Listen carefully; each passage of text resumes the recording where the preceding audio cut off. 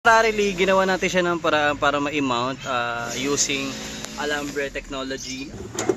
Mga kasama. Diba? Ang hirap mag-vlog pag mag-isa, diba?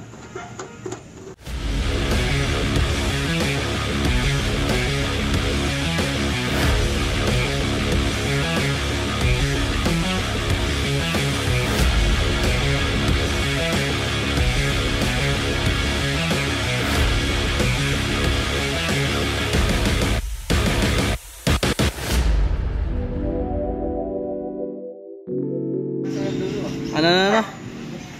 Sabi mo? May rapitin.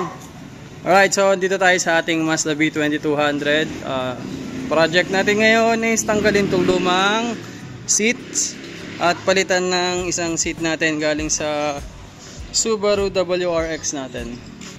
Tapos, so may mga bolts. Isa, dalawa. Tapos meron doon sa other side. Ayan, so alright, let's do this. Kasama natin si Atan. Si Atan magbabaklas. Marunong ka na yan. Alam mo, kulang sa'yo.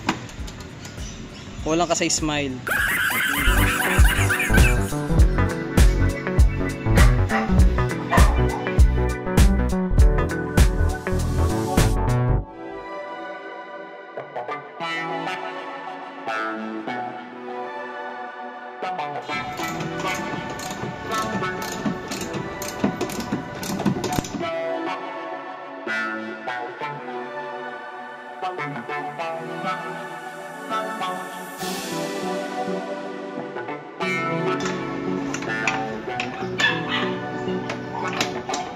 Part na to medyo may konting challenge lang kasi hindi magkasya yung ratchet natin.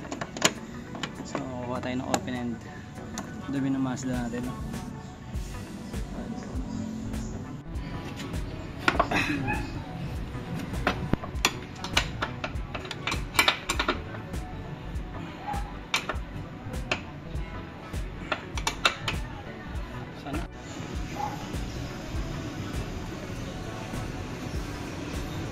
Ayos mo ka, oy. Tigas na lang.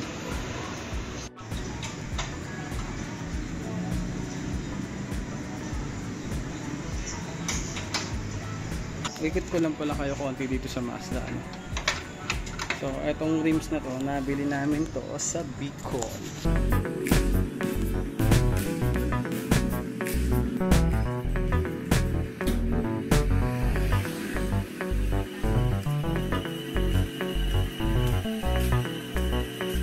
Saka hirap.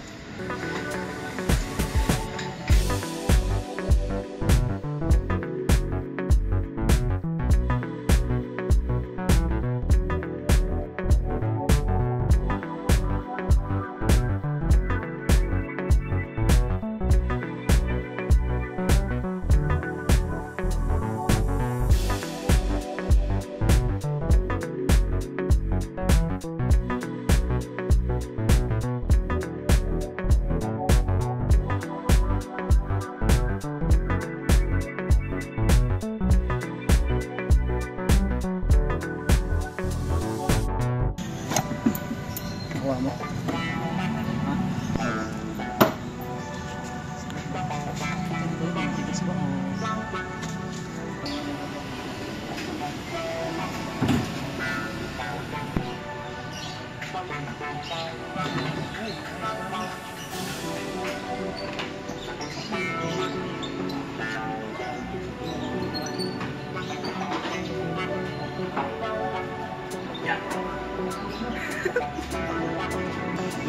Balik.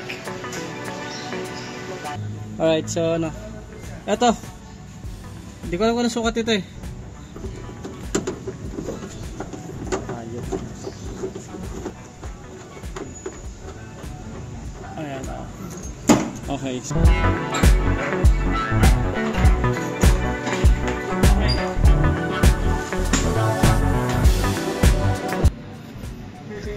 Okay.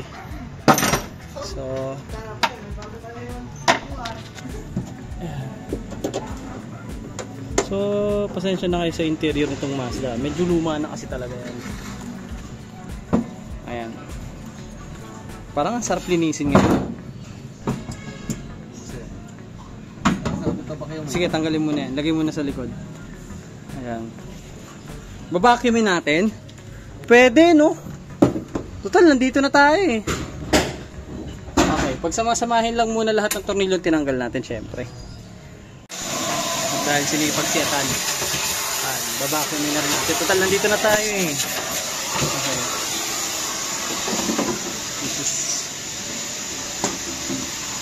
Dati kasi lagi may tagas ng preno, kaya lagi kami may dalang brake fluid.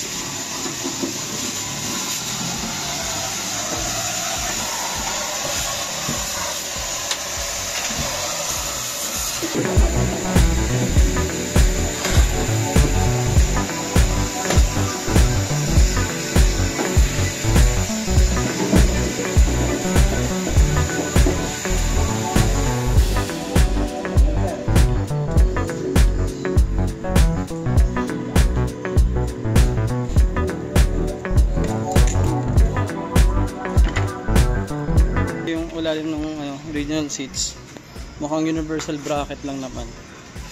Sana magkasya tong titignan natin ngayon.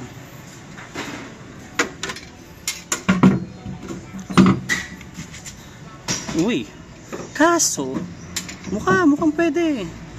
Okay, so may konting lang, medyo mas mahaba lang ng konti itong railings natin. Tapos ang concern is yung magiging mounting nito sa ilalim ng upuan. Okay, so kukunin natin tong bracket ng Mazda. Lalagay natin dito sa isa. So ang difference nila doon sa mount natin, pahiga. Ito naka floor mount yung dulo, pahiga. Yung sa atin nakapatayo. So actually yung isa tama eh. Etong isang side lang, ito patayo eh. Itong isa patayo. So dapat nakahiga yan para ma-mount natin sa floor. Ayan. Tingin ko pwedeng i-bend eh. Pwedeng baguhin. Pero kunin na lang natin tong isa. Kunin na lang natin ito isa para wala tayong problema. Tapos ililipat natin yung mount na yan dito. So next problem natin, under mount yan. Ito side mount. Kinalawang no. So under mount yun, ito side mount. So titignan natin kung ano mga pwedeng gawin. Okay. So nakuha na natin yung bracket.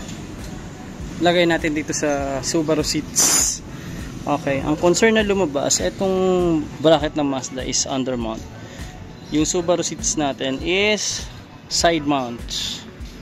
So, paano? Ispatang ko yan. Ito yung aftermarket na natin, bracket. So, ang plan ko, gagamitin ko muna tong isang original na mount.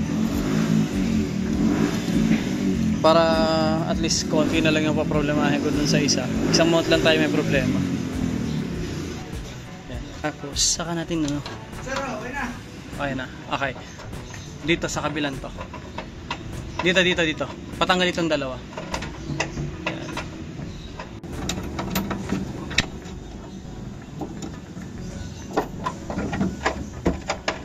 Ay, hindi rin pala talaga, Hindi rin pala talaga siya, lalapat. Paano nangyari yun?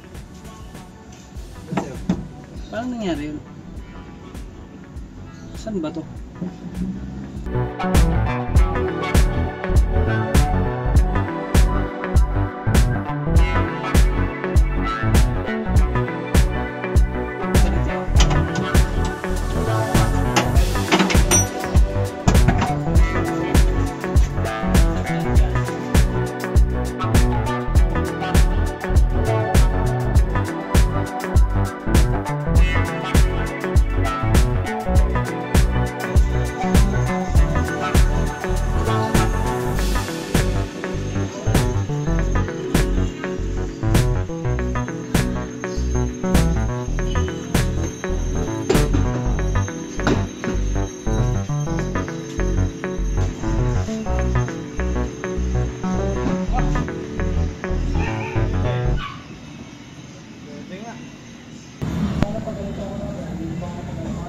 Ayun lang problema natin, mounting.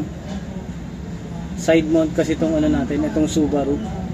Tapos itong bracket natin, under mount. So di nagtagpo yung mga tornilyo. Ito, kasama naman si Ervin naman. So ang plano ko, ipo-full weld ko na yung upuan doon sa bracket. Pero ang suggestion ni Ervin, gagawa na lang daw kami ng bracket na i-welding dito sa gilid na nakatapat dito. Tapos saka magbubutas. At least hindi na ako magastos sa tornilyo. So 4 na tornilyo pa lang din ang gagamitin ko. So dito, tapos papunta rito. So gagawa ko ng 4 na piraso. 8 kasama sa kabilang upuan.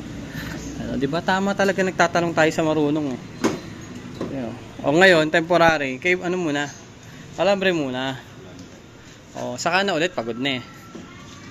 Pagod na eh. Yes. Bagay ba? Bagay? Bagay? Ha? Bagay. Sarap tulugan yan eh, no? Sarap tulugan yan po na yun eh. Nakailang oras kayong tulog yan. Ayan. So ngayon, Alambre Gaming muna tayo. Good morning mga chong. So day 2 ng Oplan palit seat ng Mazda B2200 single cab long bed. Ayan, so napaka busy nung may-ari nito, so pinakailaman na natin.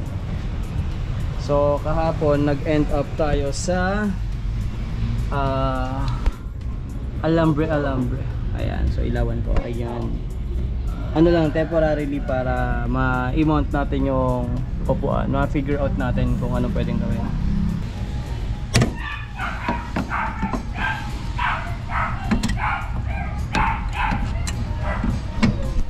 Sa kabilang side, tatanggalin din natin.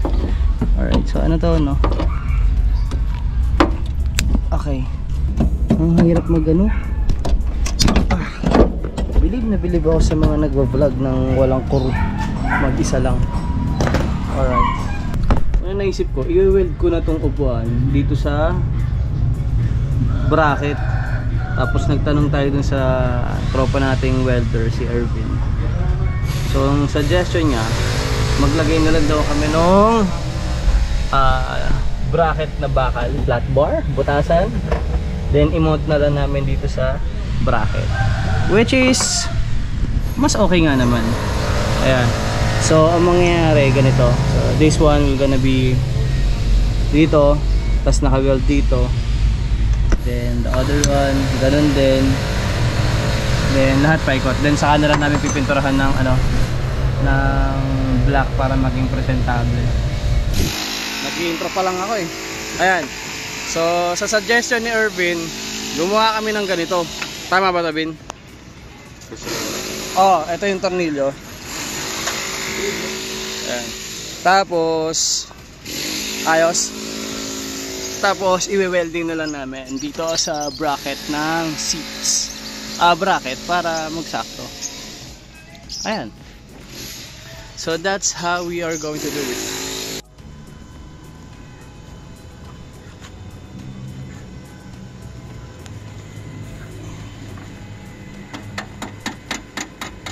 Sa tulong na naman ni Ervin, gumawa tayo ng panibagong bakal bracket chuchu na i-weld natin dun sa bracket. Alright, so tuloy ang ating project seat replacement dito sa ating Mazda B22 single cab. So ayun, fabricating ulit kami ng another bracket papunta dun sa upuan, papunta dun sa sliding bracket ng seats. O diba, sabi ko siya, kasya yung tornilyo eh, naramdaman ko eh. Ayan, so i-welding na lang natin yan.